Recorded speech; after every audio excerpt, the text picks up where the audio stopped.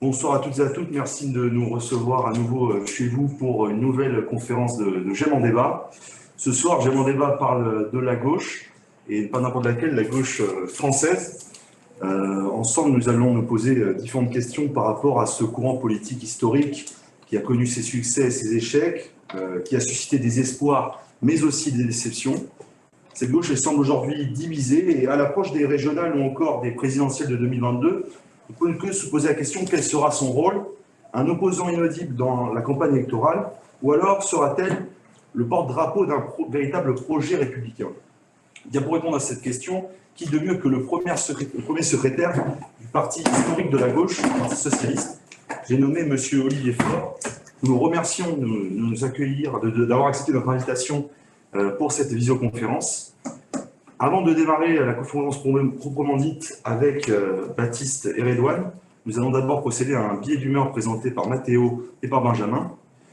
Je remercie Grenoble École de Management, notre partenaire qui nous permet de réaliser cette conférence.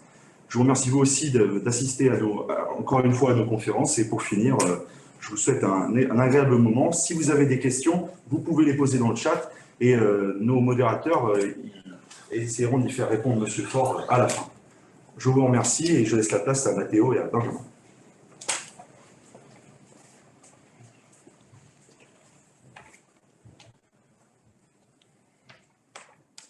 Mesdames, Messieurs, bonjour.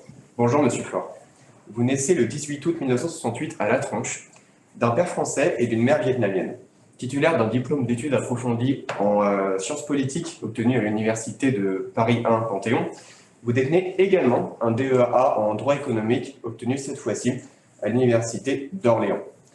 Somme toute, un parcours universitaire assez riche qui vous mène très tôt, dès vos 16 ans, sur les bancs de la politique, et également en tant que militant au sein de l'UNEF. C'est également autour de cette période que vous partagez une colocation avec un certain Benoît Hamon, qui aurait cru alors qu'une petite piole parisienne ferait le destin du Parti socialiste.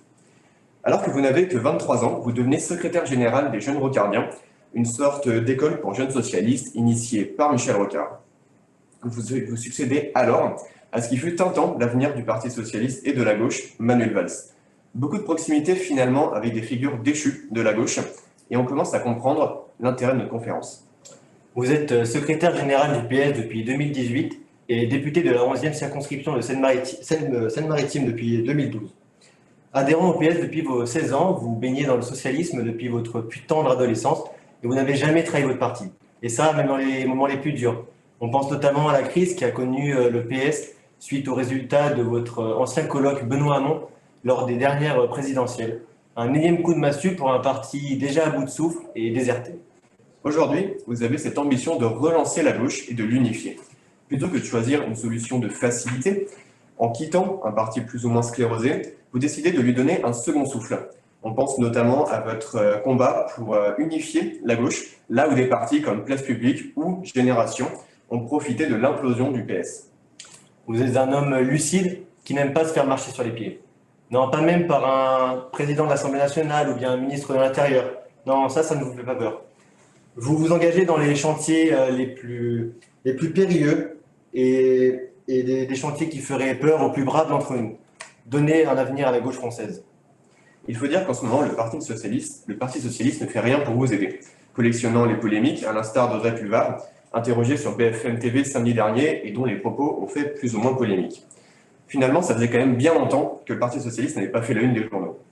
Bref, vous nous faites l'honneur, Monsieur Faure, d'être présent pour cette conférence sur l'avenir de la gauche française autour du dilemme suivant: opposition inaudible ou bien projet républicain concret et véritable projet républicain.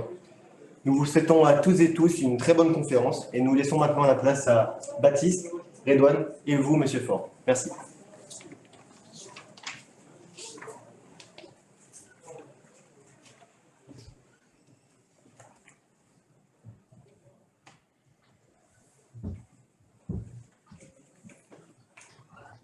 Bonjour, Monsieur Faure. Merci d'avoir accepté notre invitation pour cette conférence qui porte sur le thème de l'avenir de la gauche en France.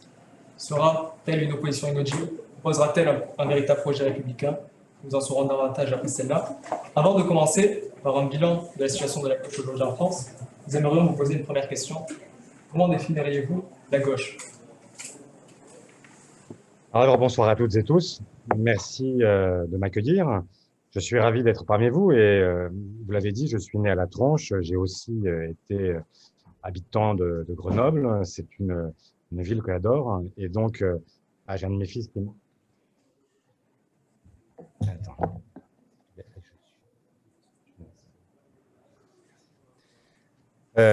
Oui, pardon. Ce que je disais, c'est que je suis ravi d'être parmi vous. J'ai été moi-même grenoblois pendant longtemps et donc c'est une ville que j'aime particulièrement et donc je suis vraiment ravi d'être parmi vous. Voilà, une correction, je suis député de Seine-et-Marne et non pas de Seine-Maritime. Seine-Maritime est un très beau département, mais le plus beau département du monde, c'est la Seine-et-Marne. Voilà, donc après ces quelques mots, je vais répondre à votre question en vous précisant toutefois que l'actualité ce soir est un peu riche. Donc, évidemment, vers 8h moins 10, moins 5, je souhaite pouvoir vous quitter pour pouvoir écouter à la fois le chef de l'État et puis j'ai un certain nombre de réunions qui s'organisent parallèlement pour y réagir. Voilà. Donc, alors, votre question sur l'avenir de la gauche, qui est une question vaste, et il nous faudra peut-être plus d'une rencontre pour arriver à en faire le tour.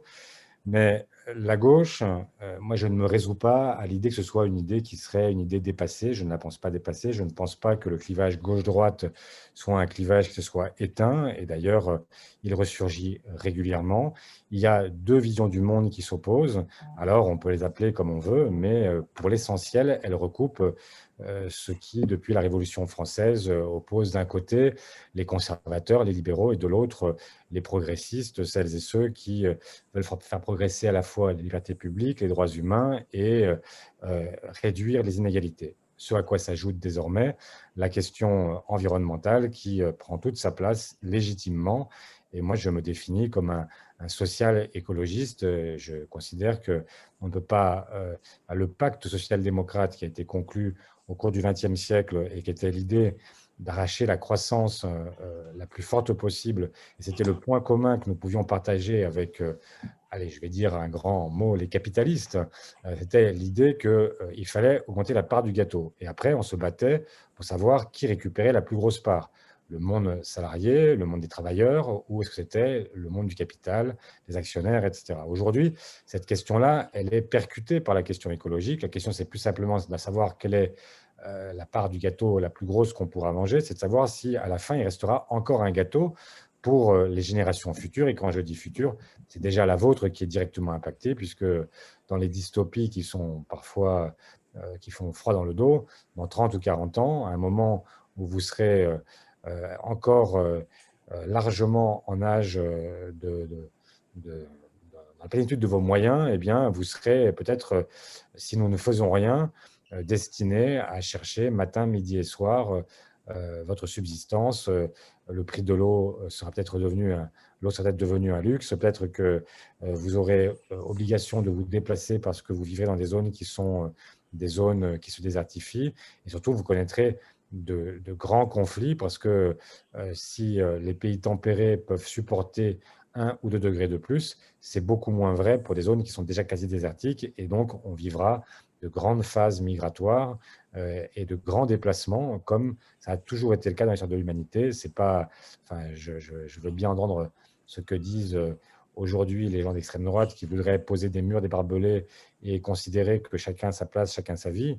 La réalité, c'est que depuis que l'homme existe, depuis que même avant Sapiens, qu'est-ce qui détermine les grandes migrations? C'est le climat et c'est les guerres, et ça n'a pas changé. Et donc, ça sera la même chose, et forcément, vous vivrez des conflits qui seront des conflits parfois terribles, et ça, évidemment, je ne le veux pas. Et la seule façon d'y parvenir, c'est à la fois de lutter contre le réchauffement climatique et en même temps de lutter contre les grandes inégalités qui, malheureusement, structurent la vie à la fois nationale, mais aussi européenne et mondiale. Et donc, la gauche, c'est ça. La gauche, c'est à la fois un rapport à l'environnement, un rapport à la question sociale et puis un rapport aussi à la question démocratique. Vous avez dit projet républicain. Ben, écoutez, c'est exactement, effectivement, pour moi, ce que je souhaite, c'est une république sociale et écologique, parce que la République, c'est le cadre dans lequel, pour moi, s'exprime de la meilleure des façons la démocratie. Ça n'est pas simplement la démocratie au sens de la loi du plus fort. Ça pourrait être une vision plus libérale que la mienne. Moi, je suis un républicain, c'est-à-dire que dans la République, il y a aussi l'état de droit et la volonté, y compris de protéger ceux qui pensent différemment de vous et qui sont minoritaires. C'est aussi ça la République, c'est la protection de toutes et tous.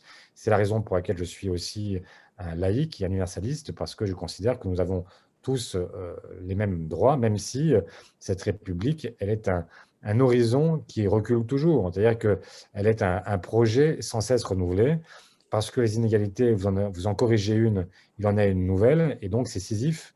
Et comme le disait Albert Camus, il faut imaginer Sisyphe heureux, c'est-à-dire qu'on sait bien que notre pierre, on la roule à chaque fois en haut de la montagne, qu'elle redescend. Notre vocation de femmes et d'hommes qui nous consacrons à la chose publique, eh bien, c'est d'aller chercher à relever ce défi en permanence, remonter la pierre, en sachant qu'on la remonte pour une génération et que la génération suivante aura certainement elle-même à la rouler à nouveau au sommet, et ainsi de suite.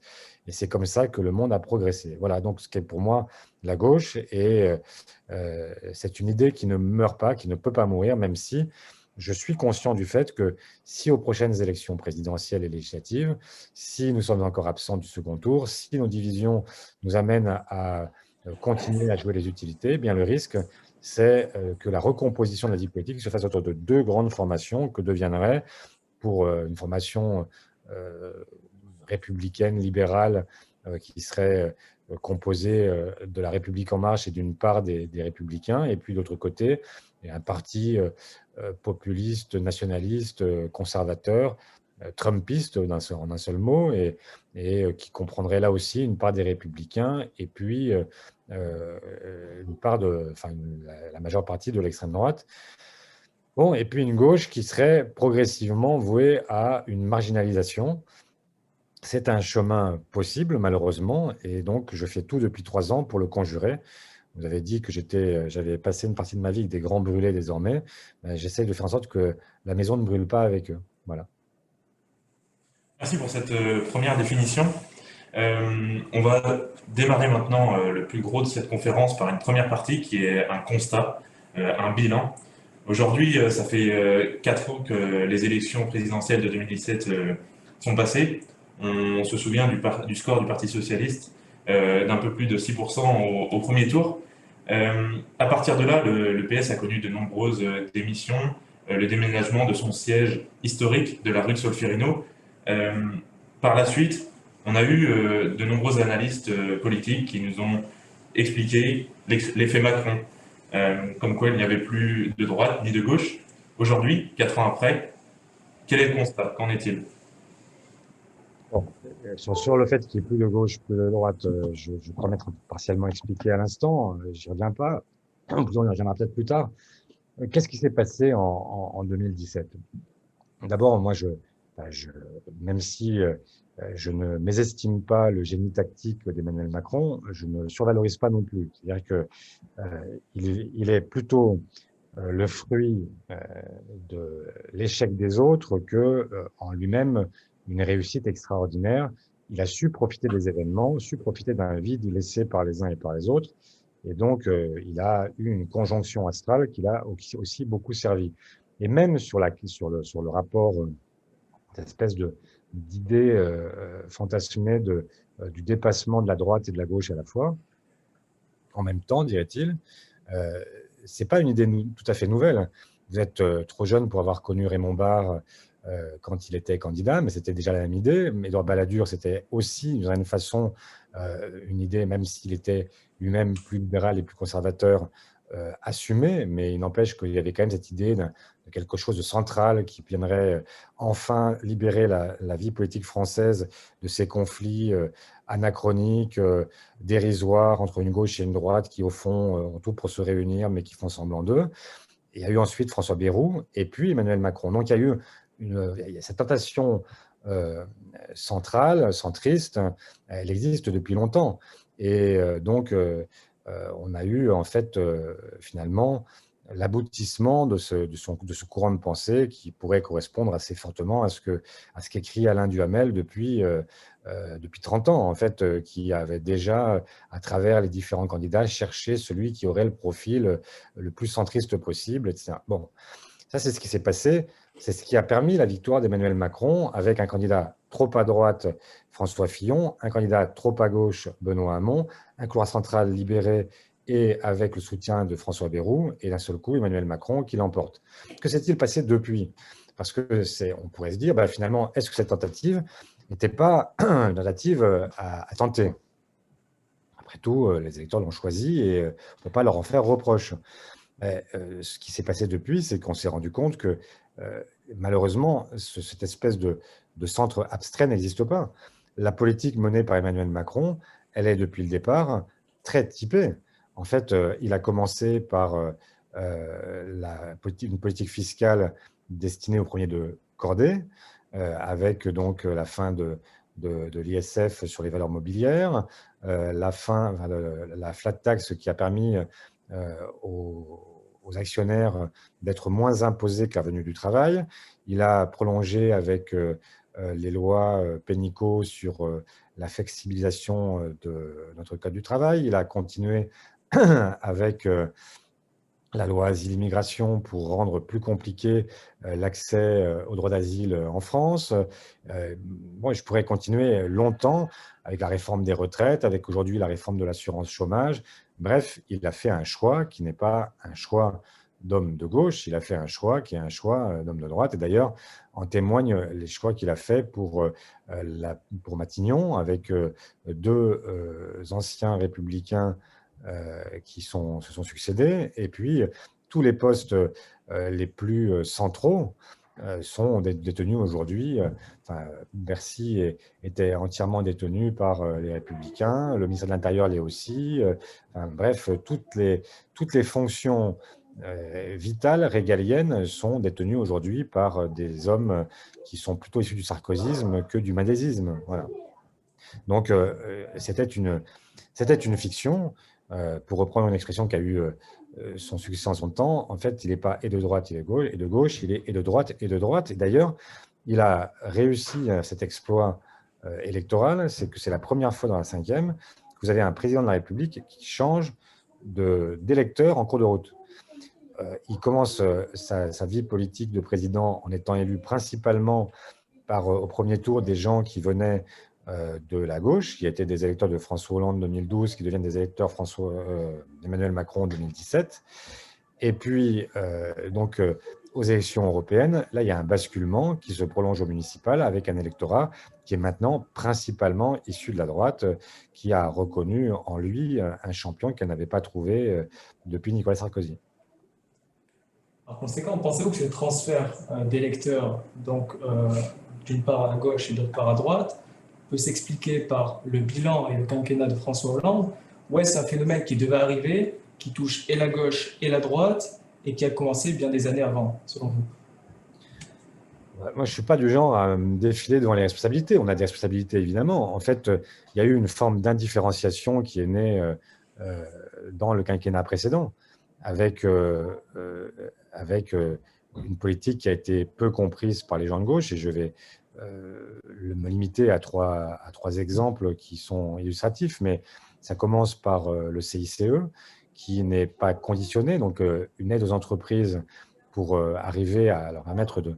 À l'époque, il y a une justification économique, c'est-à-dire qu'on est dans un pays où notre productivité est trop faible par rapport à nos voisins, où on a un problème d'investissement, et donc on lâche les gaz et on injecte 40 milliards auprès des entreprises. Je dis bien auprès des entreprises et non pas auprès des chefs d'entreprise, ce qui est quand même une vraie différence avec la politique menée par Emmanuel Macron depuis. Mais il n'empêche que ces 40 milliards qui ne sont pas conditionnés, moi j'aurais souhaité qu'ils soient conditionnés à une négociation collective annuelle pour savoir comment on répartissait cette manne entre l'emploi, la formation, les salaires, etc., mais que ce soit négocié entreprise par entreprise. Ça n'a pas été retenu à l'époque, mais ça a été vécu comme un contre-emploi pour quelqu'un qui venait de la gauche. La théorisation de la politique de l'offre par François Hollande avec le pacte de responsabilité. Puis après, dans la dernière année du quinquennat, à la fois la déchéance de nationalité, qui ne visait pas grand monde en réalité, hein, qui était qui était un sujet qui était ultra marginal en termes d'opérationnalité, mais qui était ultra symbolique aussi. Et c'est la raison d'ailleurs pour laquelle moi je me suis battu contre cette déchéance de nationalité qui disait quelque chose de notre pays qui ne me plaisait pas. Je ne voulais pas qu'on puisse distinguer entre les gens qui sont français depuis 15 générations et ceux qui le sont depuis leur arrivée en France. Donc, je ne voulais pas qu'on adhère à cette idée absurde des Français de papier et des Français de souche. Donc, cette distinction qui aurait conduit les binationaux ou les Français de fraîche date à être reconduits dans un pays qui serait leur pays, leur pays réel, au-delà du fait que c'est complètement arbitraire parce que c'est des gens souvent qui ne connaissent pas ce fameux pays d'origine. Moi-même, je suis eurasien. Si on me disait qu'on me renvoie au Vietnam, bon, je n'en parle pas la langue, je suis pas, même si j'aime ce pays, ça veut pas, c'est pas mon pays. Mon pays, c'est la France, même si j'ai des origines qui sont diverses et que je revendique absolument et qui me définissent. Et je suis avec une double culture, enfin, je suis né avec une double culture, j'en suis très fier, mais je suis aussi 100% français, les deux à la fois. Donc, c'était pas tolérable. Et puis ensuite, cette loi El Khomri qui a pris tout le monde à rebours. Alors, une loi El Khomri sur laquelle on aurait pu s'épargner beaucoup de choses, mais je m'étais battu à l'époque pour bâtir un compromis avec le reste de la gauche, avec le monde syndical. Je l'avais trouvé. Et à l'époque, Manuel Valls et François Hollande m'ont fait un bras d'honneur en me disant que ce serait le 49.3. On l'a payé chèrement. Mais je ne veux pas trahir Cécile Duflot qui un jour a dit, dans le secret de prestation, a dit « Si Olivier Faure était devenu président du groupe socialiste plus tôt, le quinquennat n'aurait pas été exactement le même. » Je pense que, je ne sais pas si elle avait raison, parce que je ne suis pas sûr que j'aurais eu le poids et la légitimité à l'époque pour compenser ce qui s'est passé pendant ce quinquennat. Mais ce qui est certain, c'est que je n'aurais pas assumer les choses de cette façon-là et que j'aurais cherché à, y compris, faire vivre le groupe différemment. Pour moi, un groupe parlementaire, ce n'est pas simplement les faire valoir d'un président. Je ne suis pas jupitérien, mais je ne l'ai jamais été. Je ne l'étais pas pour Sarkozy, je ne l'étais pas pour Hollande, je ne suis pas pour Macron. Et demain, même si nous gagnons une élection présidentielle avec quelqu'un qui me serait proche, je serai aussi le premier à dire que Jupiter, c'est fini et qu'on a besoin de faire évoluer ces institutions qui ont été bâtis dans un moment de crise, enfin l'après-guerre, et puis au moment de la guerre d'Algérie. Et donc, on n'en est plus là. Et aujourd'hui, on a besoin dans ce pays de faire évoluer la démocratie et de donner davantage d'espace à des Français qui sont de plus en plus informés, de plus en plus formés tout court, et qui ne supportent plus cette idée que tout serait remis dans les mains d'un seul. Ce qu'on vit aujourd'hui, et moi, m'est insupportable, philosophiquement, politiquement. Attendre 20 heures pour savoir à quelle sauce on va être mangé et que cette décision soit remise à un seul homme qui est maintenant président, épidémiologiste, qui est tout à la fois, c'est insupportable, parce que ce n'est pas vrai. Et que la réalité, c'est que, en fait, quand j'avais votre âge, je me disais, un ministre, ça doit être un type formidable, qui sait tout sur tout, etc. Et puis je me suis rendu compte que c'était un mec qui avait fait Sciences Po, comme vous, et puis qui avait gravi les échelons, alors qu'il a une expérience, qui a des réflexes que vous n'avez pas encore, qui a un vécu qui lui permet de réagir différemment aux événements. Donc, ce qu'il a de plus que vous, c'est qu'il a 20 ou 30 ans de plus, mais il n'est pas plus intelligent. Et peut-être plus cultivé parce qu'il a eu le temps de lire plus de livres que vous, mais ça s'arrête là. Et donc, ça ne suppose pas que quelqu'un, même intelligent, même brillant, puisse s'imposer comme celui qui devient en fait notre quasi-divinité, à minima, une espèce de roi thaumaturge, là, dont on espère des miracles. Non, les présidents ne font pas de miracles. Ce sont des hommes comme les autres, je vous l'assure. J'aimerais revenir sur ce que vous avez dit sur la déchéance de nationalité et justement votre opposition il y a quelques années sur ce projet de loi. Aujourd'hui, en 2020, on sait qu'il y a encore des femmes et des enfants qui sont toujours enfermés, par exemple dans les camps de l'armée kurde ou irakienne. Est-ce que vous maintenez toujours cette position aujourd'hui ?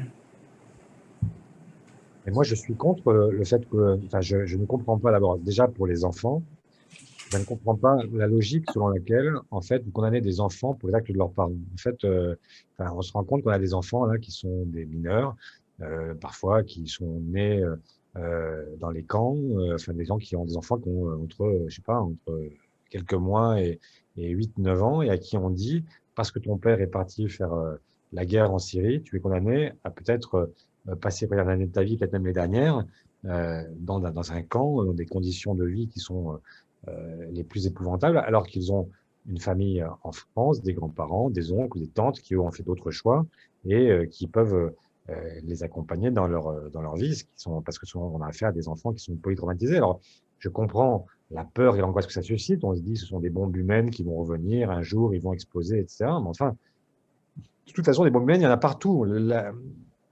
Je vous conseille un livre que vous avez certainement déjà lu. Moi, enfin, ça fait rien. Enfin, ceux qui l'ont déjà lu, ils le reliront parce que c'est pour moi, pour le laïc que je suis, je vais dire une bible. Mais c'est le bouquin d'Amin Malouf qui s'appelle Les identités meurtrières et qui raconte très bien que ce sont les identités meurtries qui font des criminels.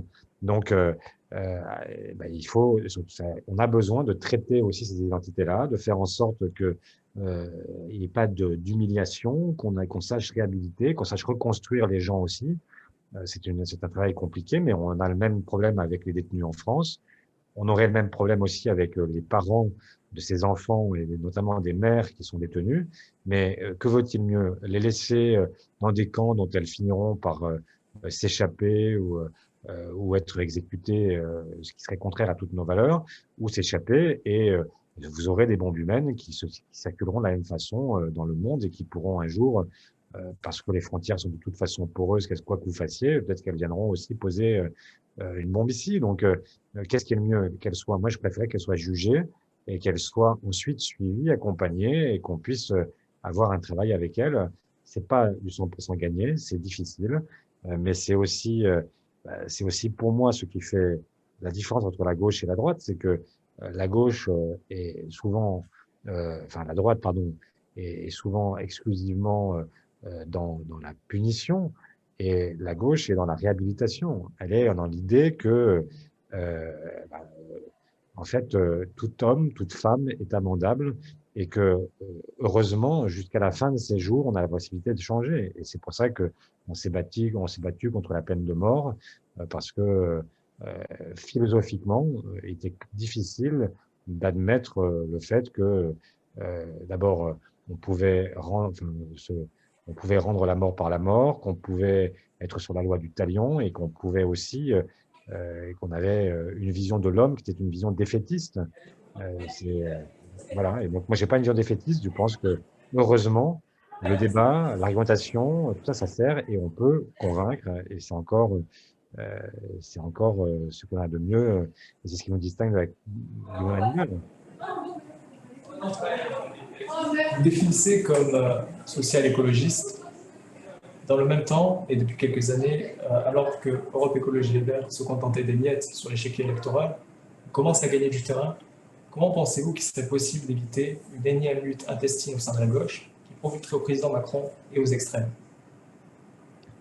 Ben, vous avez tout dit. En fait, bien sûr que la cause écologique a gagné du terrain et euh, les activistes en tout genre ont permis de prendre conscience de ce qui se passe. Ils ont été longtemps, je parle des écologistes d'écologie politique, ont été des lanceurs d'alerte qui criaient dans le désert. Et puis, il y a eu le GIEC, ses travaux, il y a eu Greta Thunberg, il y a eu des gens qui, un peu partout, ont pris fait et cause contre telle ou telle artificialisation des sols, etc. Et donc, il y a eu une prise de conscience. Et aujourd'hui, c'est une évidence que les choses changent et dans votre génération, vous êtes certainement encore plus sensible que l'on ne l'est dans la mienne.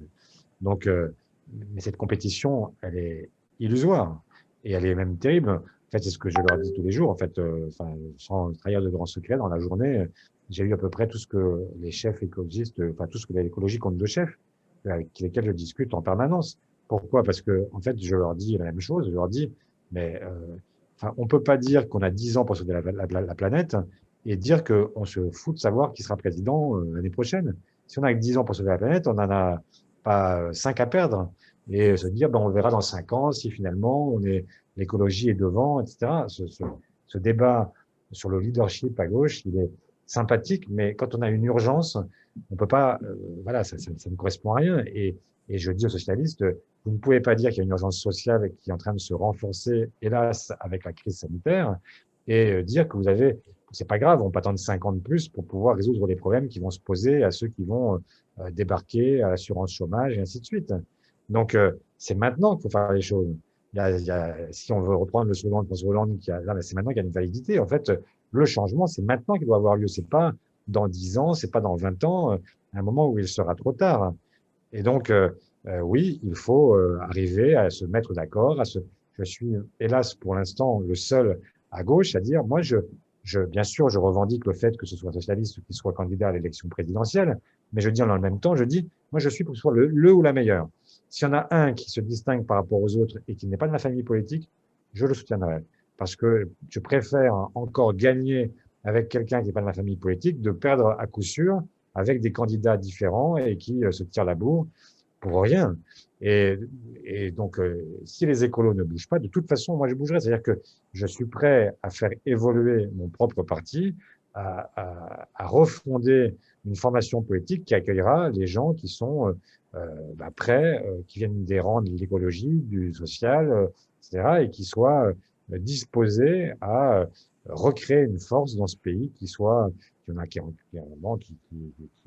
mettent, qui en finissent avec ces désaccords absurdes. Enfin, pour vous dire les choses, peut-être avez-vous eu l'occasion d'étudier l'histoire de la gauche et donc forcément du PS, et sans doute, dans ces cas-là, avez-vous vu un chapitre de cette histoire qui commence en 1905 avec la création de la SFIO. La SFIO, c'est l'ancêtre du PS, et à l'époque, en fait, c'est la réunification ou l'unification du mouvement ouvrier qui s'est affronté pendant les décennies qui se sont écoulées juste avant, entre des gens qui avaient une vision totalement différente de tout, de la République, de la démocratie, de la définition du socialisme, révolution, réforme, sur tous les sujets, ça se battait. Et entre Jaurès, Gued, Vaillant, Hallman, Brousse, enfin tout ça, vous avez Leroux, enfin vous aviez une quantité, c'était la foire. Et puis, à un moment, vous avez des gens qui se disent, c'est la foire, mais la foire, ça fait qu'on n'avance pas et qu'on n'obtient rien. Et donc, ils unifient leurs forces et ils créent la SFIO. Et la SFIO, c'est ce qui fait qu'aujourd'hui encore, on vit sur leur héritage. Et ils le font sur quelle base? Et pourquoi Jaurès devient le leader de cette force? Parce qu'il est celui qui opère une synthèse entre donc, la question républicaine et la question sociale.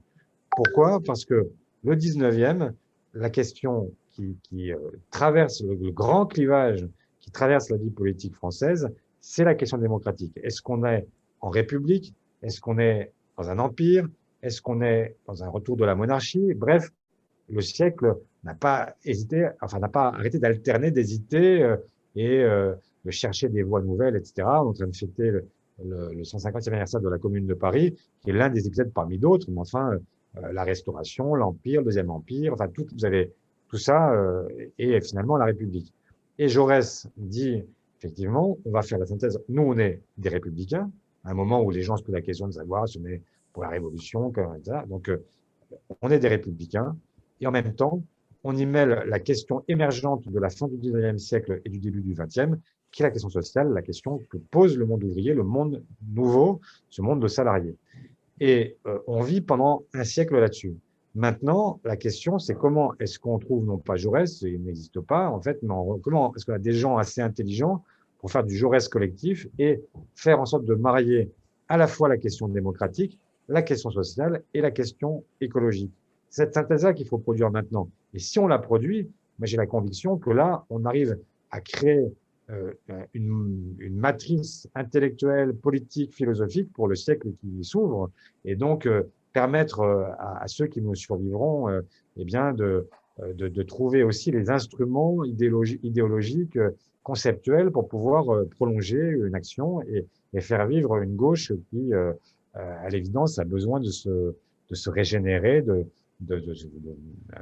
changer, enfin de faire bouger son logiciel. Mais ce n'est pas une substitution. Et c'est là que je me distingue des écologistes. C'est que les écologistes disent désormais, le temps est venu de l'écologie.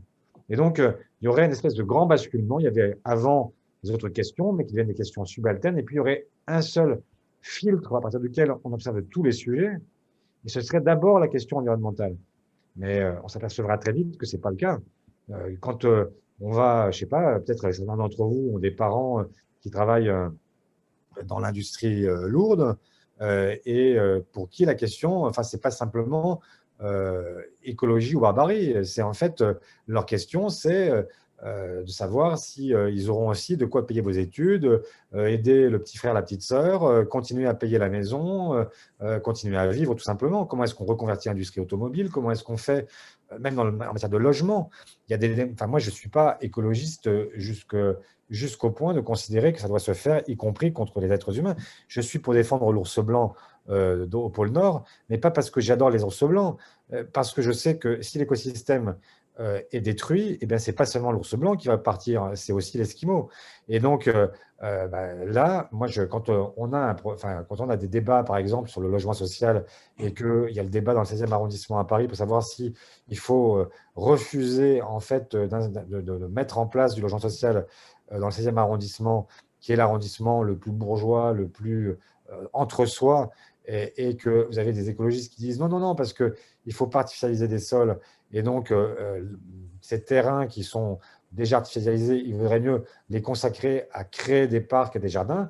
Ben oui, j'aime beaucoup les parcs et les jardins, mais j'aime aussi beaucoup qu'on puisse loger des gens qui aujourd'hui ne peuvent pas se loger dans de bonnes conditions, sont obligés d'aller s'acheter des logements à l'autre bout de l'Île-de-France, ce qui est en fait mon cas. Moi, je suis élu donc, de Savigny-le-Temple, enfin, au-dessus de Melun, c'est-à-dire je suis à 45 km de Paris, et avec des gens qui sont avec des revenus qui sont des revenus, c'est la typologie, c'est 2 salariés à 1500, 1700 euros et qui sont venus acheter à cet endroit-là parce qu'ils ne peuvent pas acheter à Paris, parce qu'ils ne peuvent pas se loger à Paris. Quand vous avez des logements qui sont, vous avez 2 enfants, vous voulez un F4, il faut sortir de 2 000 euros, bah, il y a des tas de gens qui ne peuvent pas mettre 2 000 euros par mois. Donc, comment est-ce qu'on fait pour lutter contre ça? Parce que, y compris écologiquement parlant, quand vous renvoyez les gens toujours plus loin, bah, ce n'est pas très intelligent non plus, parce que vous faites de l'étalement urbain, vous faites en sorte que les gens ils vont de plus en plus loin pour pouvoir aller chercher leur boulot, et au fond, bah, ils sont dépendants de leur voiture, ils sont dépendants de… Voilà, ils ont un bilan carbone qui est affreux.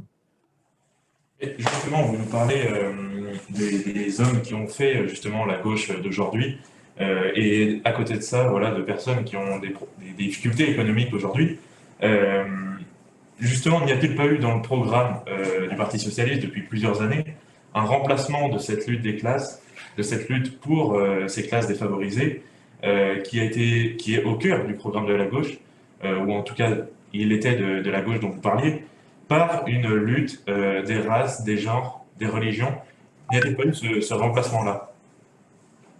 Alors, implicitement, vous faites allusion à ce qui a été en fait beaucoup raconté, mais pour des raisons qui sont des raisons de récit. Mais il y a eu une fameuse note de Terra Nova, et j'imagine que c'est à ça que vous faites référence aussi, qui a été présentée comme étant la nouvelle pensée des socialistes, et qu'on se rattacherait désormais à l'idée que dans le vote ouvrier n'a plus d'importance puisque ces gens-là ne votent pas, et qu'il faudrait s'attacher aux minorités dites visibles, qu'il faudrait se rattacher aux questions de genre, de féminisme, etc., parce que ce serait la seule façon de conserver un électorat. Je m'inscris en faux. En fait, d'abord, moi, je n'oppose pas les combats. En fait, pour moi, on est et les uns et les autres. C'est pas parce que la question sociale, elle comprend aussi la cause des femmes. Est-ce que quelqu'un peut comprendre qu'au XXIe siècle, une femme soit payée 30% de moins qu'un homme pour faire le même boulot?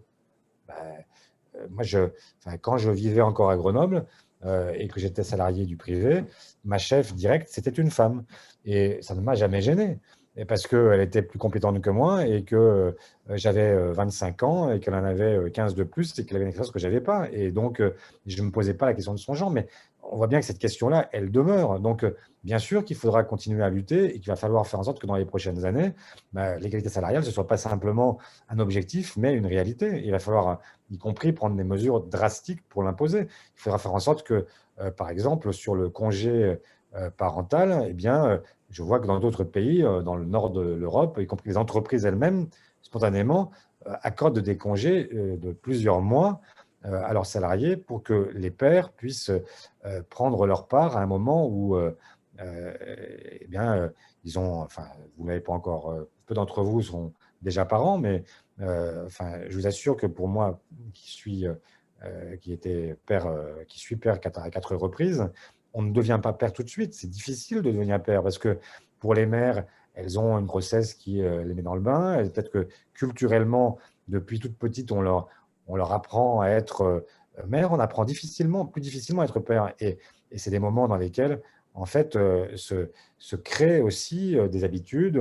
Est-ce que enfin, le père, c'est celui qui est cette espèce de figure fantasmée qui revient le soir et qui fait un bisou, raconte l'histoire et basta? Ou est-ce que c'est aussi celui qui s'occupe du quotidien, qui prend en charge une partie des charges de la famille, etc., etc. Ben, ça s'apprend et c'est pas spontané, et donc ça suppose encore des révolutions dans nos propres modes de vie. Et c'est pas simple, et c'est même assez astreignant pour ceux qui s'étaient habitués à autre chose. Donc il y a encore beaucoup de combats à mener, mais ne pas opposer les deux. En fait, il faut bien sûr se battre sur les deux terrains, et peut-être avons-nous, ça c'est vrai, laisser de côté le combat euh, contre les inégalités, encore qu'on n'ait pas rien fait dans le quinquennat précédent, mais pas suffisamment fait, c'est sûr. Et en tout cas, pas de manière suffisamment visible, euh, même si je pourrais raconter, même si je ne suis pas spécialement un fanatique du quinquennat précédent, enfin, c'est très injuste la façon dont il est considéré aujourd'hui, parce que même si j'ai beaucoup de reproches à adresser à François Hollande, Emmanuel Valls, il n'empêche qu'il y a aussi beaucoup de choses qui ont été faites et qui ne sont pas suffisamment valorisées aujourd'hui. J'aimerais revenir sur, vous avez parlé de façon très juste de l'héritage de la SFIO, je pense aux 35 heures, je pense au congé payé, je pense à l'assurance chômage, je pense à une bonne définition de la République. Pensez-vous qu'aujourd'hui, la gauche donc d'aujourd'hui pourrait être pertinente sur le terrain du revenu universel? Que pensez-vous, que penseriez-vous en ce sens? Oui, alors le revenu universel, c'est un très beau sujet qui a été ramené sur le devant de la scène par Benoît Hamon il y a maintenant 3 ans et demi. C'est un sujet très compliqué, à la fois sur le plan budgétaire. D'ailleurs, c'est pour ça qu'il a coulé en cours de route, parce qu'il ne savait pas comment expliquer comment il le ferait fonctionner. L'intuition est assez juste, mais elle est très ambivalente. À l'Assemblée aujourd'hui, vous avez aussi bien des gens très à gauche que des libéraux qui défendent le revenu universel, pour des raisons diamétralement opposées. Parce que ça peut conduire, au meilleur comme au pire, ça peut conduire à assurer un revenu de subsistance à chacune et chacun, une forme de droit à la vie. Vous naissez, vous avez un droit à la vie, et toute votre vie, vous avez l'assurance que vous avez une espèce de filet de sécurité qui vous évite de tomber dans l'absolue pauvreté. Mais vous avez aussi des gens, à l'inverse, qui pensent que parce que vous offrez ce filet de sécurité, ça vous autorise les bas salaires, ça vous autorise le licenciement, la flexibilité, parce que justement, il y a le filet. Donc, c'est une idée au départ qui n'est pas une idée spécialement à gauche, qui est une idée en fait qui est d'abord portée par des libéraux, qui vient fluidifier le marché au fond. Et donc, c'est là toute l'ambivalence de ce projet. Nous, on travaille sur ce qu'on a appelé non pas un revenu universel, mais un revenu de base, qui permettrait effectivement d'assurer un filet. Moi, je suis très sceptique sur l'idée d'accorder un revenu identique à chaque Français, même si après on le récupère par les impôts, etc. Cette mécanique est une mécanique trop compliquée. En fait, comment expliquer que quelqu'un qui a un yacht, on va lui filer 600 € par mois, qu'il reversera bien sûr par l'impôt, par machin, etc. Mais enfin, il y a quelque chose qui ne colle pas. Il y a c'est un côté un peu un peu loufoque. Enfin, bon, mais bien sûr, enfin, cette idée-là mérite d'être creusée. Moi, je ne la rejette pas du tout. Je pense que Benoît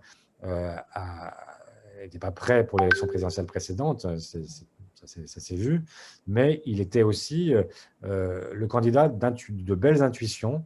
C'est pour ça que je l'ai soutenu, au-delà du fait que je pense que quand on fait une primaire, ben, on respecte son engagement de départ et on respecte celui qui a gagné. Mais au-delà de ça, il y avait aussi des intuitions très fortes qui étaient un peu parfois caricaturales.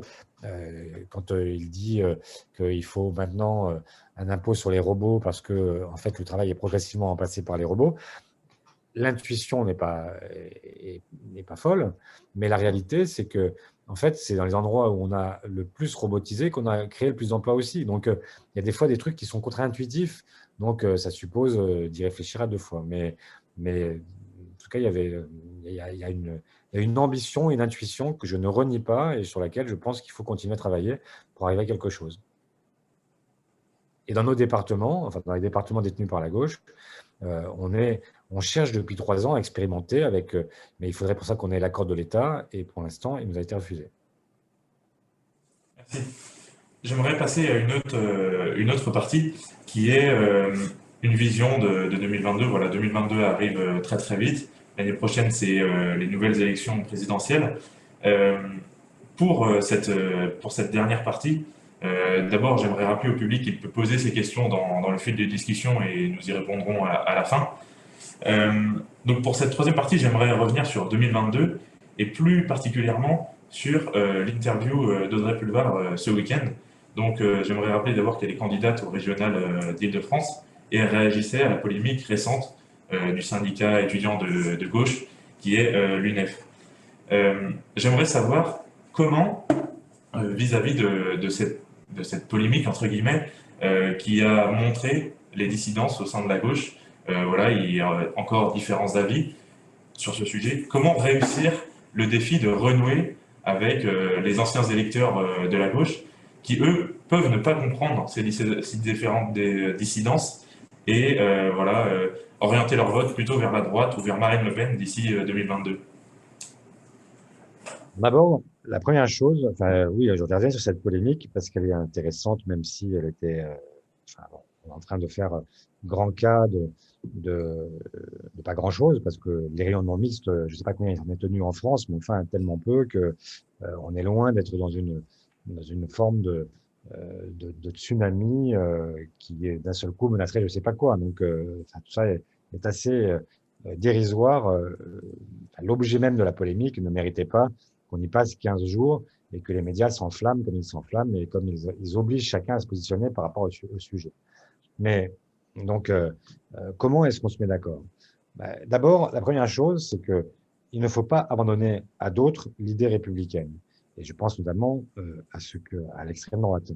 Et la grande faute dans cette partie, cette séquence médiatique, c'est la faute de votre ministre de tutelle, enfin de Jean-Michel Blanquer, quand il vient expliquer que on a désormais un syndicat fasciste. Ce sont ces mots, qui serait l'UNEF parce qu'il organise des réunions non mixtes. On rêve, on se pince. En fait, en quoi ça rend cette organisation fasciste? On peut ne pas être d'accord avec elle. Je ne suis pas d'accord avec elle pour plein de raisons, mais c'est pas pour autant que je considère qu'ils sont fascistes, encore moins qu'ils méritent la dissolution. Ça n'a aucun sens.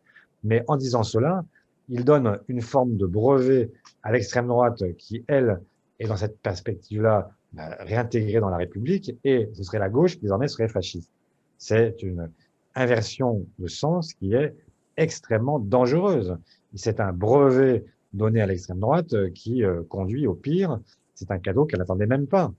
Donc, et quand on est la République en marche et qu'on se prétend le premier rempart contre l'extrême droite, bonjour le rempart. Hein. En fait, là, c'est un rempart qui s'émiette jour après jour par leurs seules imprécations. Quand Marlène Schiappa, je me suis engueulé avec elle hier dans l'hémicycle parce que je l'ai reprise de volée, en conversation tous les deux, mais où elle sortait d'une réponse à une question où elle expliquait que les écologistes étaient complices de l'islam radical. Mais où est-ce qu'on a vu ça?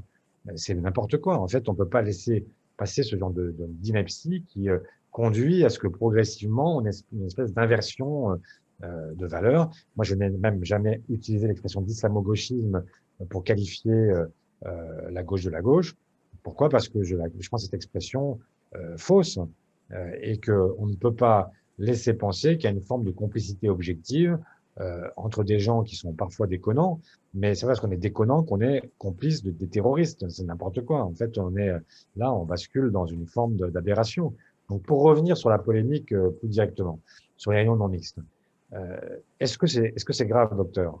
Non, c'est pas grave, docteur, et même parfois ça répare justement. Les réunions non mixtes, c'est leur vocation initiale, et c'est pas nouveau, ça existe dans plein de secteurs, même si je compare pas complètement.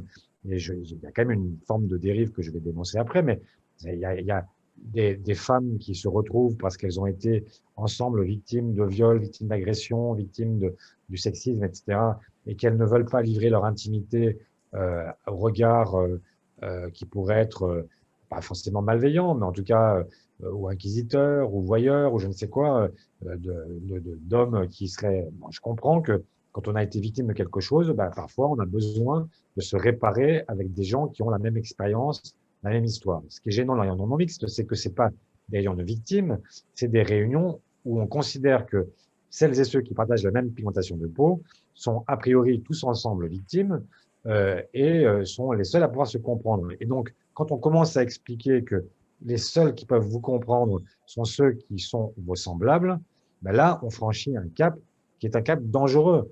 Alors, est-ce que ces réunions non mixtes ont mis en menacé la République? Non. Est-ce que je suis pour les réunions non mixtes racisées? Non plus. Parce que je pense que sur la question du racisme, justement, et je vous l'ai dit, moi, je suis même issu d'un couple mixte, la meilleure façon de faire les choses, c'est encore d'arriver à faire partager un point de vue et de lutter ensemble. Alors après, quand j'ai dit ça, qu'il y ait des réunions non mixtes, y compris racisées, très bien, elles peuvent exister, moi ça ne me gêne pas. Ce qui me gêne dans le cas spécifique de l'UNEF, ou si c'était le cas dans un parti politique, c'est que nous n'avons pas tous la même vocation. Les lieux ne sont pas tous faits pour la même chose. Personne ne s'est jamais battu contre l'existence, par exemple, du CRAN, qui rassemble les Noirs de France selon leur propre dénomination. Parce que c'était une logique affinitaire, une logique, voilà, c'était leur vocation. Mais un syndicat comme l'UNEF ou un parti politique, n'importe lequel, leur vocation n'est pas de séparer, elle est au contraire d'unifier. Et un syndicat étudiant, son objet social, c'est d'unifier un milieu, le milieu étudiant, sur des bases qui sont des bases communes, sur des revendications qui sont communes, et de se battre ensemble pour porter ces revendications. Parce que je ne voudrais pas que de glissement en glissement, on en arrive au fait que des gens considèrent que seuls ceux qui vous comprennent sont ceux qui sont ressemblables. Ensuite, qu'on considère que seuls ceux qui peuvent porter des revendications sur ces sujets-là sont ceux qui ont été victimes eux-mêmes, parce qu'ils seraient les seuls à pouvoir en parler.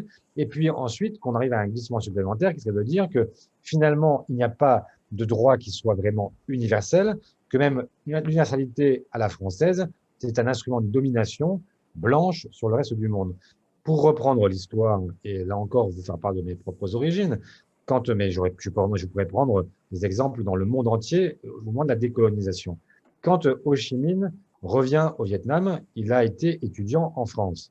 Il a été instruit par notre propre rhétorique sur les droits de l'homme, sur les droits du citoyen, sur des droits justement qui sont universels. Et qu'est-ce qu'il dit quand il entre au Vietnam? Il dit pas « je suis contre les droits universels des Français qui sont… » et ça, il dit « pourquoi diable on aurait des gens qui auraient droit à ces droits qui sont dits universels mais qui ne le sont pas ?» Et donc, au nom de ces mêmes droits, moi, je demande en fait à ce que mon pays soit un pays libre.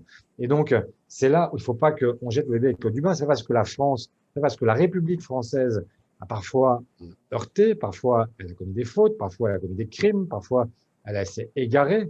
Mais ça parce que, en fait, c'est pas parce que, je sais pas moi, c'est pas parce que vous avez eu l'Inquisition que ça condamne les catholiques. C'est pas parce que vous avez eu Saddam Hussein que ça, enfin pas Saddam Hussein, pardon, bon, peu importe, enfin, je cherche son nom, le des attentats du 11 septembre, Osama Ben Laden. C'est parce que vous avez Osama Ben Laden que ça condamne tout l'islam et ainsi de suite. Et donc c'est pas de la même façon.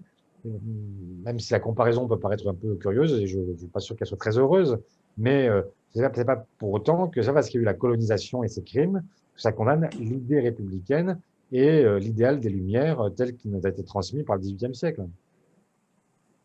Vous parliez au début de votre réponse de faire un rempart à l'extrême droite. On a notamment Yannick Jadot, figure d'Europe Écologie Les Verts, qui en début de semaine au micro de France Inter sur lundi 29 mars affirmait que l'actuel président de la République, Emmanuel Macron, n'est ni un rempart à l'extrême droite, ni un rempart du dérèglement climatique. Il a appelé les différents leaders de la gauche, de Mélenchon à Hidalgo et vous-même, à se réunir autour d'un projet commun. Pensez-vous que le futur de la gauche pour la présidentielle de 2022 doit s'articuler autour d'un candidat unique et écologiste, quand on sait qu'en sommant l'ensemble des candidats de gauche, on atteindrait, selon le dernier sondage IFOP, à quelque chose comme 26%, ce qui placerait donc ce candidat devant des personnalités comme Emmanuel Macron et Marine Le Pen? La réponse est oui. Point.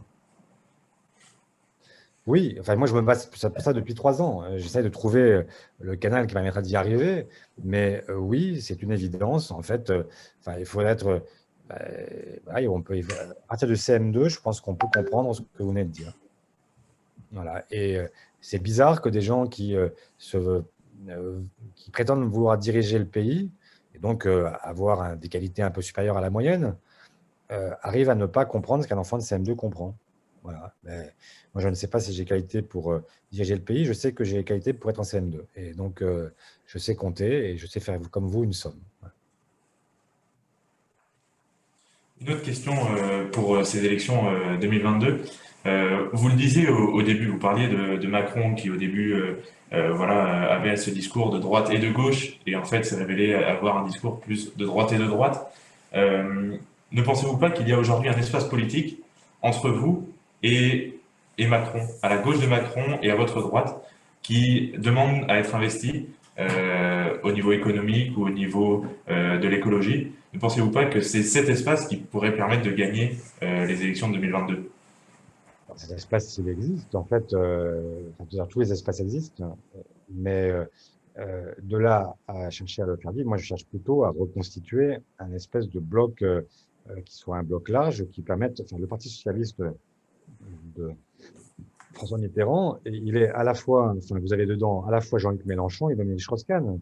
Vous avez aussi bien Jean-Yves Le Drian, qui est aujourd'hui au gouvernement, que Alexis Corbière.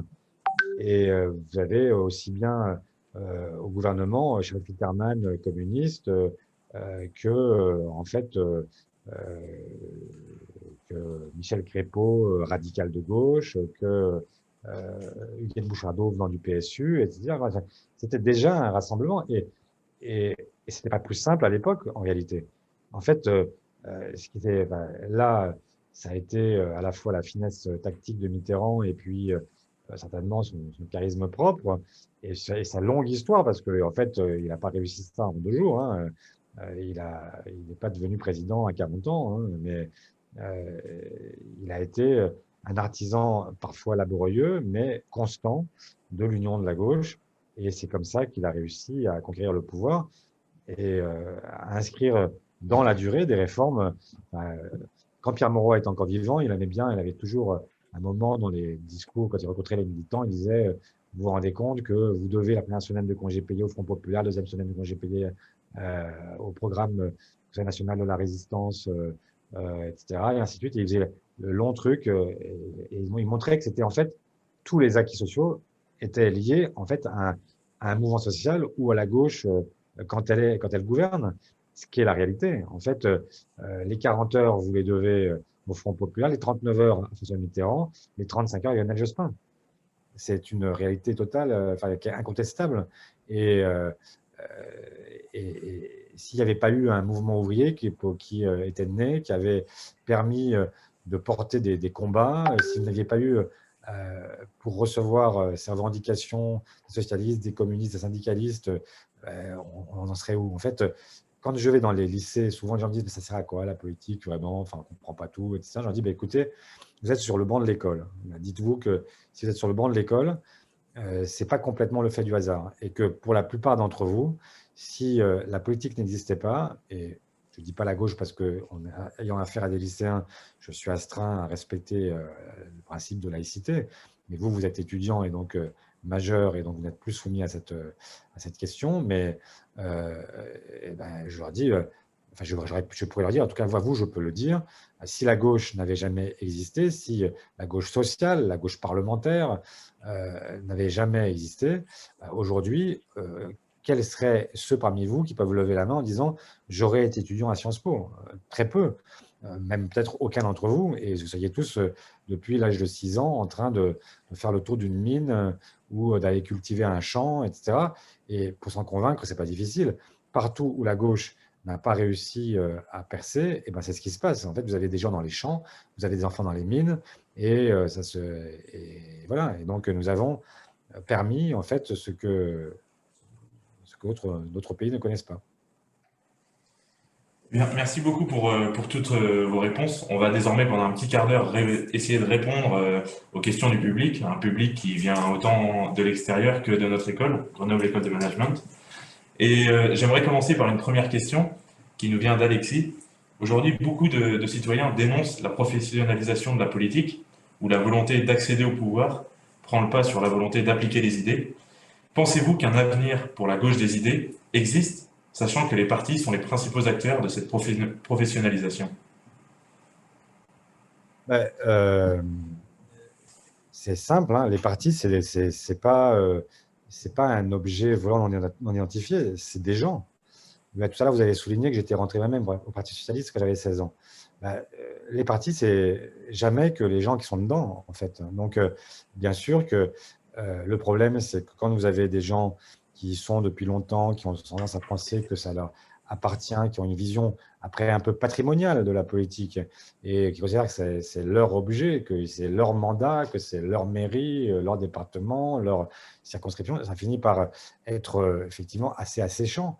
Mais c'est à vous de les transformer. Vous êtes, notamment pour vous qui êtes presque formés pour ça, c'est à vous de vous investir, de faire aussi à un moment votre part du travail. C'est l'affaire de... Enfin, chaque génération vient, y compris avec son propre regard, et vous nous ferez évoluer, parce que vous avez forcément un regard neuf sur des tas de sujets. Moi, je prends cet exemple parce qu'il est illustratif, ce n'est pas le seul, mais enfin, il est tellement caricatural que tout le monde peut le comprendre. Quand je suis rentré dans la vie politique, la question, par exemple, du mariage pour tous, c'était une question absurde. Absurde. En fait, à l'époque, on ne parlait même pas du mariage, on parlait de ce qu'on appelait le CUCS, le contrat d'union sociale et civile, qui devait permettre aux couples gays de pouvoir bénéficier d'un certain nombre de droits qui sont des droits notamment patrimoniaux, fiscaux, qui sont ceux des couples hétérosexuels. Et quand on a porté ce débat-là à l'intérieur du Parti socialiste, mais je vous assure que mes aînés, qui avaient l'âge que j'ai aujourd'hui, me regardaient avec des yeux comme des soucoupes en me disant « mais c'est quoi ce mec? Qu'est-ce qu'il nous raconte? C'est pas un truc politique, ça n'a rien à voir, on s'en fout, n'importe quoi, enfin, etc. » Et nous sommes, parce que cette génération-là avait le souci de l'égalité des droits, parmi d'autres sujets, eh bien, ce sujet-là est finalement rentré dans la vie politique et nous avons eu d'abord le PACS, puis le mariage pour tous, et on voit bien qu'on n'est plus très loin de la PMA. Donc, sur d'autres sujets, sur les mêmes, enfin, peu importe, vous avez forcément un regard, vous avez forcément aussi une expérience qui n'est pas la nôtre. Vous n'avez pas la même expérience des discriminations, vous n'avez pas la même expérience des inégalités, pas la même expérience des injustices, il y a des choses que vous percevez qu'on ne perçoit pas. Nous aussi, on perçoit des choses que vous ne percevez pas, mais le but, c'est que justement, on ait ce dialogue permanent entre les générations et qui va permettre de faire en sorte que ça avance. Donc, les partis peuvent être un facteur de blocage, mais surtout si ils s'enquistent sur des gens qui sont de plus en plus vieux et de plus en plus coupés de réalité. Et donc, les partis, c'est ce qu'on en fait. Et donc, je vous l'ai dit, moi, la porte est grande ouverte pour venir fonder une grande force politique qui ne soit pas le Parti socialiste, qui ne soit pas les écologistes, qui soit en fait quelque chose de neuf et avec des gens neufs. Et OK, dans cette histoire-là, vous aurez toute votre place. En tout cas, vous devez la prendre parce que c'est à votre tour maintenant. Justement, en ce sens, une question de Théo qui considère que le paysage de gauche est principalement monopolisé par les électeurs de Mélenchon, selon lui à hauteur de 15% en 2017. Pensez-vous qu'on puisse, en tout cas selon la question de Théo, imaginer un candidat de gauche qui serait non mélenchoniste? bien sûr. Mais d'abord, quand la campagne présidentielle commence, Benoît Hamon, il est 18 et Jean-Luc Mélenchon est autour de 10. Et puis, ça s'est inversé c'est grâce au talent de Jean-Luc Mélenchon qui a su se mettre au niveau, faire preuve aussi d'un humour qu'on ne lui connaît, que certains ne lui connaissaient pas, euh, apparaître comme le candidat de substitution pour une gauche en mal de candidat et qui avait peur de vivre un deuxième tour Fillon-Le Pen.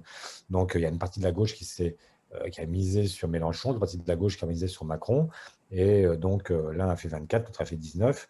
Et voilà, mais depuis Jean-Luc Mélenchon, aux européennes, il a fait 6, au municipal, il était inexistant, et aujourd'hui au régional, il ne fait pas grand-chose non plus.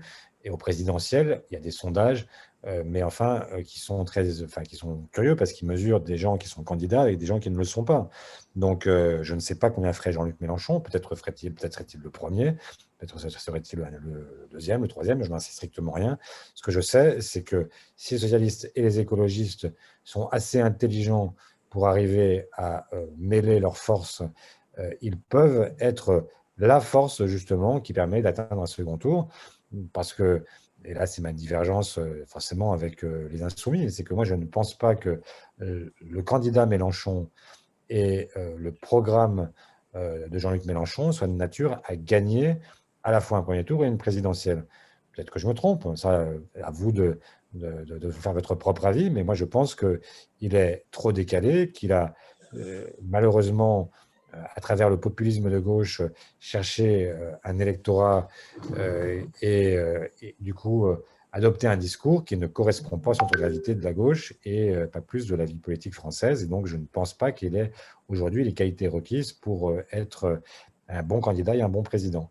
Alors il peut être un bon candidat de premier tour parce qu'effectivement, il a de la verve, parce qu'il a du talent, parce il a du charisme, parce qu'il peut être tranchant, cinglant, parfois aussi drôle, etc. Donc, ces qualités d'homme peuvent rattraper en fait le défaut de son projet politique, mais je crains que ce ne soit pas le cas. Et donc, oui, je pense qu'un candidat, dès lors que les socialistes et écologistes sont assez intelligents pour le faire, je pense que ce candidat ou cette candidate-là sera en mesure d'être le principal candidat de la gauche et d'offrir une perspective, d'offrir une perspective positive aux électeurs de gauche pour ce premier tour. Merci. Pour clore cette conférence, on va vous poser une dernière question qui vient d'être posée par Pat. Pensez-vous que la gauche peut gagner en 2022 alors que les sujets de débat médiatique aujourd'hui, on le voit, sont axés principalement sur des thèmes identitaires, c'est-à-dire principalement, malheureusement, des thèmes de l'extrême droite. Est-ce que, avec ces thèmes omniprésents, vous l'avez dit tout à l'heure, voilà, ça fait 15 jours qu'on parle de la polémique de l'UNEF, est-ce qu'avec ces thèmes omniprésents, la gauche peut gagner en 2022 et comment, quelle stratégie employer? Bon, deux choses. La première chose, je vais commencer bizarrement par répondre sur les questions identitaires, et puis après, mais en commençant par vous dire malgré tout que effectivement, on n'est pas obligé de rester bloqué là-dessus et que même l'actualité des prochains mois, elle va pas être très identitaire. Elle va être d'abord une activité sociale parce que au moment où, je sais pas, je pense que Emmanuel Macron aura l'intelligence de débrancher la perfusion après la présidentielle parce qu'il n'est pas fou, mais le jour où on va débrancher la perfusion, c'est-à-dire le chômage partiel des entreprises, etc., ça va cogner. Et ça va cogner sérieusement. Et donc, qu'est-ce qu'on fait? Quelle est la politique qu'on mène? Et pour l'instant, tout le monde peut se sentir redevable en se disant, bah, finalement, ça tient parce que, etc. Mais la question, c'est pas pendant la crise sanitaire, c'est après la crise sanitaire. Qu'est-ce qui se passe? Quelle politique on mène? Qu'est-ce qu'on a comme ambition? Et comment est-ce qu'on gère les grandes transitions? Donc, la question, elle sera sociale, elle sera écologique avant d'être identitaire. Mais pour autant, je ne repousse pas, je ne veux pas non plus qu'on fasse l'impasse, parce que c'est aussi un sujet que de chercher à dire cette question-là ne se pose pas parce que c'est une question qui vient de l'extrême droite, etc. À force de dire ça, on a laissé filer toutes les questions sur lesquelles l'extrême droite a fait son beurre. Au départ, on disait on parle pas d'immigration parce que c'est le truc de l'extrême droite. À force de pas en parler, il n'y a plus que qu'en parle. Et comme le sujet existe pas seulement pour l'extrême droite, il existe pour les Françaises et les Français. Il y a plein de gens qui qui ont un problème, se sentent un problème avec, avec l'immigration.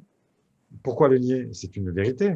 Ça ne veut pas dire qu'il faille aller de leur côté et dire vous avez raison de dire qu'il y a trop d'immigrés, que, etc., etc., mais ne pas traiter, enfin, l'autruche, ça ne sert que l'extrême droite. Ça nous permet de dire, mais écoutez, tous ces gens-là, en fait, sont dans le déni, ils ne veulent pas répondre aux questions qu'on leur pose, donc, ben, venez à l'endroit où, au moins, on les traite. Donc, il faut aussi traiter cette question identitaire qui est une vraie question. La France a beaucoup, si vous avez lu l'archipel français de Jérôme Fourquet, il y a une introduction qui est assez éclairante sur, sur l'évolution de la France en 40 ou 50 ans. Enfin, tout a changé en 50 ans. En fait, moi qui ai 50 ans, c'est enfin, entre mes années d'enfance et l'enfance qu'ont mes propres enfants, mais ça n'a, enfin, il n'y a pas grand-chose, enfin, il y a beaucoup de choses, ça a quand même tellement bougé. La France des années 70, c'est une France qui est une France essentiellement catholique, blanche, qui est uniconfessionnelle, qui est encore la France post-second conflit mondial, etc. Enfin, ça n'est pas tout à fait la France d'aujourd'hui. Et puis, avec les vagues migratoires qu'on a nous-mêmes cherchées, avec tout simplement l'évolution du monde, parce que pour moi, le fait d'être né à l'autre bout du monde, ça ne vous y qualifie pas. En fait, vous avez la chance de naître ici ou pas, mais enfin, ça ne fait pas de vous un héros. Enfin, ce n'est pas parce que vous avez la chance de naître à Grenoble que vous êtes un héros et que l'autre, il est né à Bamako, et donc, du coup, ce serait un crétin. Au nom de quoi? Enfin, de toute façon, on est là où on est, et après, on essaie de choper le maximum de facteurs de chance pour réussir sa vie. C'est normal. Et je mets au défi, enfin, si demain, on avait l'inverse qui se produisait, enfin, d'ailleurs, ça s'est déjà produit. Quand la France était en guerre, il y a des gens qui se sont exilés parce que on cherchait la zone libre, ou on cherchait plus loin encore parce qu'il fallait trouver un avenir pour ses enfants. C'est juste humain. Donc la France, elle a changé, elle a évolué, et aujourd'hui, c'est un pays qu'il faut assumer comme un pays métissé. C'est un pays multiconfessionnel, un pays multiculturel. Ça ne veut pas dire qu'on efface ce qui s'est passé. C'est un pays qui a des racines, qui sont évidemment des racines essentiellement chrétiennes, judéo-chrétiennes, si vous voulez. Ça, c'est une évidence historique, mais elle a aussi des racines qui sont... Enfin, si vous prenez l'histoire de nos villes, de Marseille jusqu'à Amiens, et plus encore si vous allez chercher l'Alsace-Moselle ou encore la Guyane, vous apercevrez que, en fait, contrairement à ce que l'on pense, ne sont pas devenus français. Enfin, les gens d'Amiens sont devenus en fait français après les Guyanais, en fait, et les Alsaciens mosellans sont redevenus français bien après, en fait, beaucoup d'autres. Donc, à l'époque, en fait, après la guerre de 1870, hein, en fait, les Alsaciens mosellans sont allemands, sont plutôt, enfin, oui, ils sont allemands, prussiens, enfin, ils sont, voilà. Et pendant ce temps-là, l'Algérie est française. Donc, donc tout ça, c'est, voilà, tout ça, il y a une fabrication de rapport à l'histoire. Donc, il faut assumer ce qu'on est. Nous sommes un pays qui est un pays métissé, et c'est la raison pour laquelle nous avons encore plus besoin de la laïcité, parce que c'est la laïcité qui libère et qui protège. Elle permet à ceux d'entre vous qui veulent être musulmans d'être musulmans, ceux qui veulent être catholiques d'être catholiques, ceux qui sont athées d'être athées, et de faire vivre, de faire coexister des gens très différents, qui pensent ce qu'ils veulent, qui peuvent le vivre librement, qui peuvent, y compris, enfin, qui ont le droit de pratiquer leur culte, qui ont le droit de penser comme ils pensent, de croire ce qu'ils croient. Et donc, voilà, c'est la raison qui fait que, alors que dans les pays où le principe de laïcité n'existe pas, vous avez souvent une religion dominante qui est même une religion d'État. Et vous avez ensuite des minorités qui sont acceptées ou pas, en tout cas qui sont en fait marginales par rapport aux autres. Et inversement, dans un pays comme la France, personne ne vous demande votre religion quand vous êtes candidat à l'élection présidentielle. On s'en fout. En fait, personne ne sait, au fond, ce que. Est-ce que. Enfin, on sait qu'il y a des cultures, machin, etc. Mais enfin, est-ce que. Moi, je ne sais pas si le président Hollande croit en Dieu ou pas, j'en sais rien. Je ne sais pas si Sarkozy croit en Dieu ou pas, j'en sais rien. Je ne sais pas si… enfin, et ainsi de suite, j'en sais rien. Et ça m'est égal, en fait. Ça ne me regarde pas parce qu'au fond, ça relève de son intime conviction et ça ne vient pas mettre en cause ce qui nous est commun. Et donc, c'est la raison pour laquelle aujourd'hui, par exemple, pour revenir sur un sujet sociétal, même si j'ai essayé tout à l'heure de ne pas les opposer, moi, je me battrai la semaine prochaine pour le droit à choisir sa propre mort. Non pas que moi-même, je sache ce que je ferais si j'étais moi-même malade, incurable, etc., mais parce que je pense que ça relève de la liberté et de la conviction de chacun et que ça doit permettre à chacun de choisir sa propre existence dès lors que ça ne vient pas, en fait, oblitérer les droits des autres. Donc, voilà, c'est aussi ça, cette vision-là de la République, de la laïcité, de la gauche que j'essaie de défendre. Ce n'est pas toujours facile, on n'est pas toujours compris. La laïcité, c'est devenu un synonyme souvent pour beaucoup, et notamment dans votre génération, je sais qu'il y en a beaucoup qui pensent qu'elle ne sert qu'exclusivement à destination des musulmans. Et donc, aujourd'hui, c'est un principe qui est parfois contesté, mais justement, il faut le défendre. Et dans un moment où c'est difficile, il faut le défendre en plus encore parce que c'est aussi comme ça qu'on a réussi à passer les obstacles. Enfin, on a toujours, c'est normal, hein, quand on a 20 ans, on a 20 ans d'expérience. Quand on en a plus, on en a un peu plus. Et surtout, on a toujours tendance à penser que le monde commence avec nous. Mais le monde n'a pas commencé avec nous, ni avec vous, ni avec moi. Et quand on regarde ce qui s'est passé au cours des siècles précédents, franchement, on a de la chance de vivre au 21e et non pas au siècle passé, parce que là aussi, on n'aurait pas eu toutes et tous les mêmes chances, les mêmes droits, les mêmes possibilités, et c'est ce qu'il faut continuer à défendre. Merci beaucoup, Monsieur Faure, pour toutes vos réponses. Et je vais laisser le mot de la fin à notre président, Monsieur Maxime. Oui, Monsieur Faure, merci beaucoup pour cette conférence, pour avoir accepté notre invitation et pour avoir répondu à l'ensemble de nos questions. J'aimerais d'abord remercier également notre école, Grenoble École de Management. Remercier également Baptiste, Redouane, Benjamin, Mathéo, Louis et l'ensemble des membres de GEM en débat qui ont permis et ont rendu cette conférence possible. Voilà, comme vous l'avez dit en début de conférence, il y a des annonces importantes qui vont avoir lieu, donc nous vous souhaitons à tous une bonne soirée et nous vous remercions d'avoir assisté à cette conférence et nous vous disons pourquoi pas à bientôt pour un prochain événement de GEM en débat. Bonne soirée à tous, merci. Merci encore à vous tous. Et puis, bon courage, parce que je sais que c'est compliqué pour vous en ce moment. Donc, voilà. Il faut tenir. Et puis, venez prendre la relève. Voilà. Merci. Merci. Merci. Merci. À bientôt. À bientôt. Au revoir.